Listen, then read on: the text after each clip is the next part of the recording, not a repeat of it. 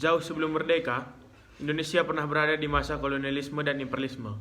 Kolonialisme merupakan suatu paham mengenai penguasaan wilayah atau negara oleh bangsa lain dengan maksud untuk memperluas wilayah kekuasaan bangsa tersebut.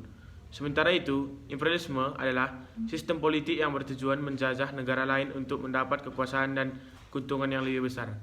Di dunia, kolonialisme dan imperialisme berkembang sejak abad ke-15 oleh bangsa Eropa ke berbagai wilayah, termasuk Indonesia. Faktor utamanya adalah Perang Salib dan jatuhnya Konstantinopel oleh Turki Utsmani Ottoman di tahun 1453. Jalur perdagangan Asia Eropa yang melewati Laut Tengah kemudian ditutup. Hal tersebut memaksa bangsa Eropa untuk mencari jalur perdagangan baru berbekal kemajuan teknologi pelayaran. Selain itu, terdapat beberapa faktor lain yang mendorong bangsa Eropa untuk melakukan kolonialisme dan imperialisme. Jatuhnya Konstantinopel oleh Ottoman membangkitkan semangat penaklukan terhadap pemeluk agama Islam. Tidak hanya itu, mereka memiliki keingintahuan untuk mempelajari alam semesta, kondisi geografis, dan kehidupan bangsa-bangsa lain. Rempah-rempah juga menjadi alasan lain bagi bangsa ini untuk melakukan penjelajahan mengingat harganya yang tinggi di pasar Eropa. Mereka ingin memperoleh keuntungan dan kekayaan sebanyak mungkin. Mereka juga memiliki ambisi 3G, yaitu God, Glory, dan Gospel. Gold berarti mencari keuntungan dengan mengumpulkan bahan dan barang berharga. Glory berarti menyebarkan kekuasaan seluas-luasnya. Sementara Gospel berarti penyebaran agama yang dianut bangsa barat saat itu, yaitu Katolik. Bangsa barat yang mendatangi Indonesia rupanya tidak hanya Belanda.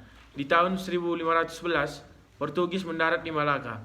Spanyol juga mendatangi Indonesia di tahun 1521 dan mendarat di Maluku. Barulah Belanda mengikuti di tahun 1595 dan mendarat di Banten. Kolonialisme dan imperialisme di Indonesia bermula dari bangsa Portugis. Ekspedisi yang mereka lakukan pertama kali dipimpin oleh Vasco da Gama.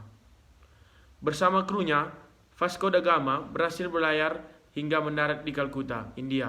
Sayangnya, ia berpendapat bahwa India bukanlah negara penghasil rempah-rempah yang mereka cari.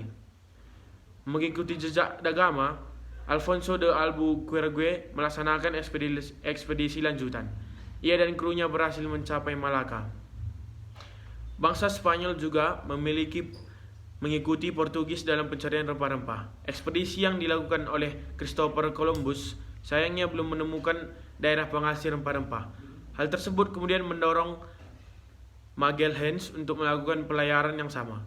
Kapal Magalhães tiba di Kepulauan Maluku yang kaya dengan rempah-rempah.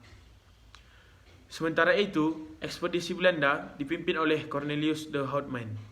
Ketika tiba di Banten, ia dan krunya disambut baik oleh Sultan Abdul Mufakir Mahmud Abdul Qadir.